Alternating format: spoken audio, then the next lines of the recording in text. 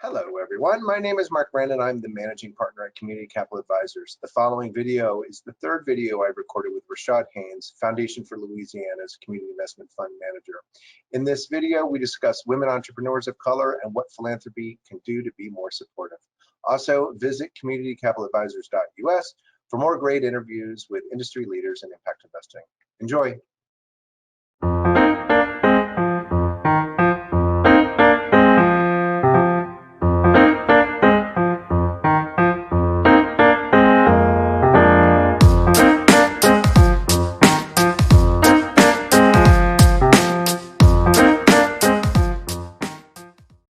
Well, let's switch to everyone's favorite topic these days, COVID.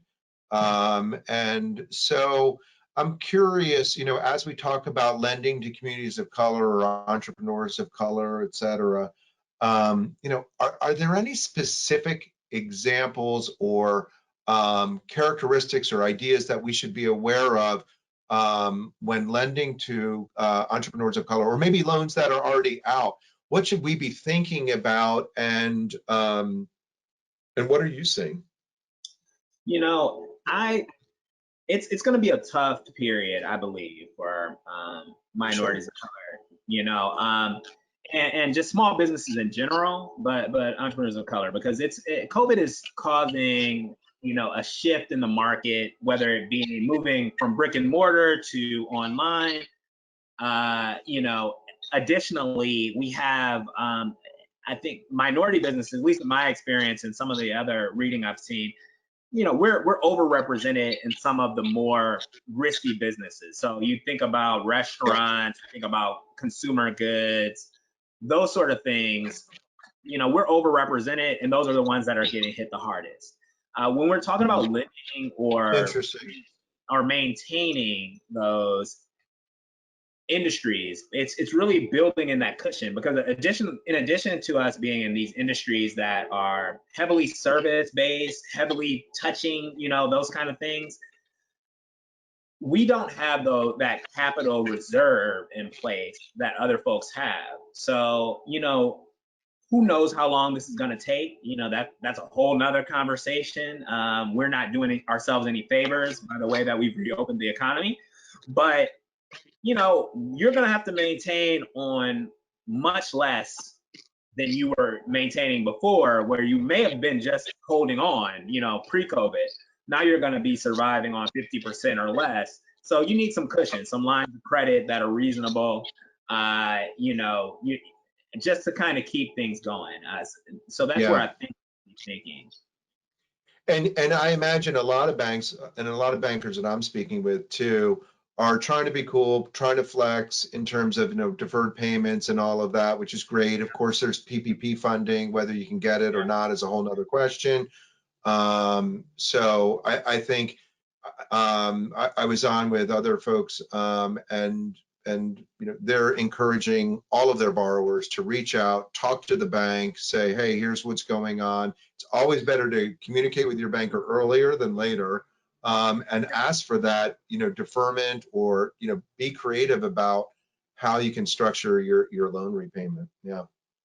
I think that is key. So being able to reach out to, and that goes into, I think the importance of Black-owned banks, the importance of community banks, because it's a lot easier, less intimidating to go and speak to some of these guys.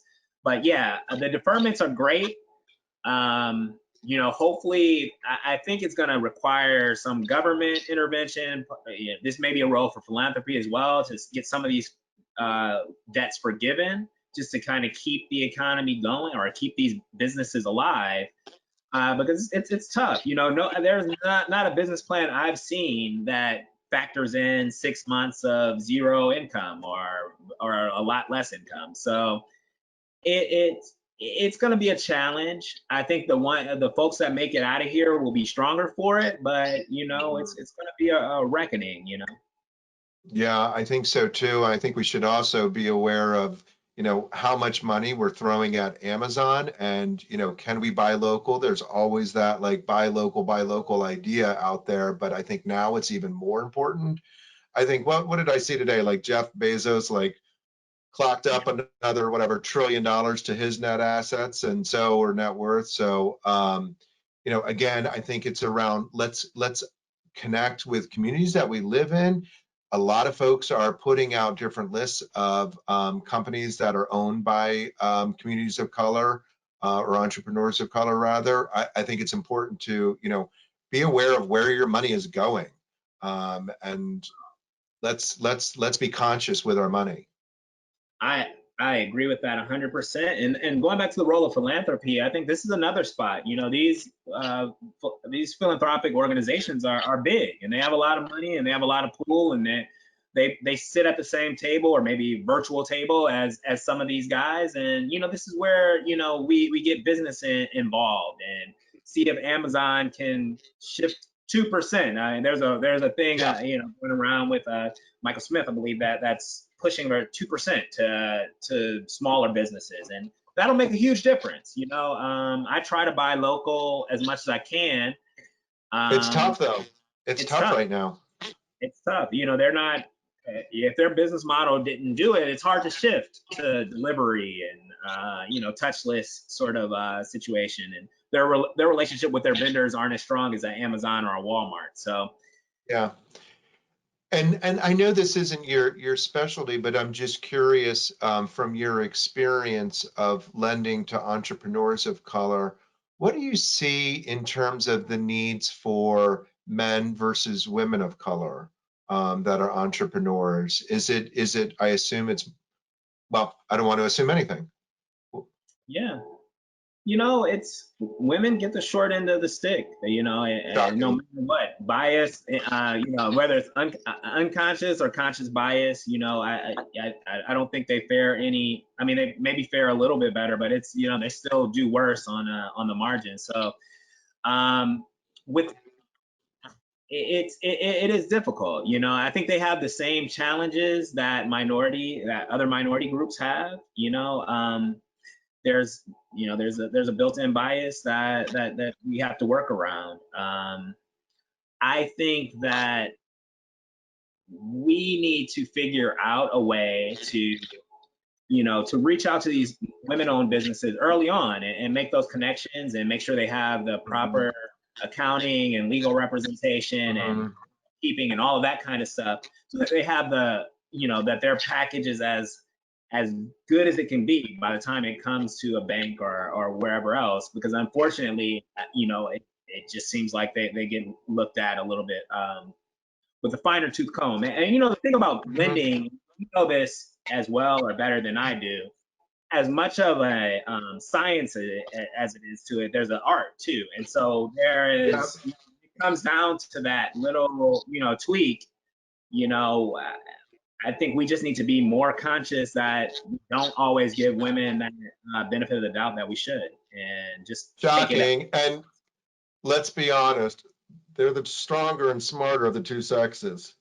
Oh, without a doubt, without a doubt, always more prepared, yeah, and more capable. So that's one thing that we just have to work out, and be just. I think the first step is just acknowledging that they get a harder sweat at it, because, you know, we don't always do that, you know, particularly if you're in another disadvantaged group. You know, you start comparing who's more disadvantaged, you know, and right.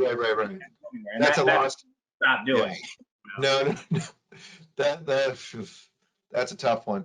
Okay, well, let's shift on to something a little bit more positive. We talked a little bit earlier about some of the bright spots. I'm just wondering, you know, as I know you're in Houston now, and previously in New Orleans, and connected to a number of different banking institutions and foundations or whatever, are you seeing any policy shifts? Are you seeing any new programs that you think have some, you know, potential, and maybe even just any other bright spots or a story of success would be great. You know, right now there are, I think the PPP program by and large has been a success, for those that have been able to take advantage of it. Right. And you know, I've seen people with more luck through minority institutions or smaller banks, credit unions, just being able to get through it. And I've been really encouraged, even though, you know, I have a fair amount of criticism towards the administration and the current and all these other sort of things, but I do think, you know, there are some flaws, but to be able to put together that program, and we still have a little ways with that forgiveness to make sure that that works out how we, you know, how we expect. But I do give credit where it's due. I think that I've seen that work pretty well. Outside of, you know, a lot of people, a lot of banks are hesitant to lend just because one thing that is very hard for lenders to deal with is uncertainty. And so we just don't know, you know, don't know what to do, you know, or what things are going to look like. And you don't want to necessarily put someone in a worse position by lending them, especially with debt, you know, with saddling them with additional debt if we don't, you know, if we don't know. So it's a thin line to kind of navigate. And, you know, so we're trying to figure it out. But I do think the PPP has been helpful. You know, personal story, you know, my mom is a small business owner in Ohio, and you know, she was able to get the PPP later. You know, the process was kind of difficult. You know, I helped her walk through it, but that saved, you know, 20+ jobs and allowed her to continue making you know, service. And she was, you know, really on the brink of trying to figure out what to do. She's in a home healthcare business basically, and you know, that's all touch, and that's all dependent on people going in. So and with a very vulnerable, you know, people with mental MRDD and you know, that kind of thing. So she's working with a delicate population. So during a delicate time. During a delicate time. So I think that PPP has had some promise. I've talked to a few philanthropic groups that have some interesting ideas and that have shown a real commitment, particularly to borrowers that they have in their portfolio to keep them running. To go to your point earlier, that wrap around with the PRI, and they're really investing in their success.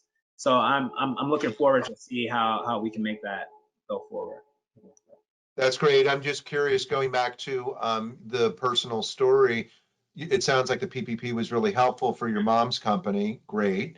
And saved basically 20 jobs. I'm just curious, do you know who she employs? Are they men and women of color? Are they, you know, whoever, or you don't know? No. They're all, well, substantially, I'd say 80+% of them are men and women of color, primarily Black females that make up the workforce.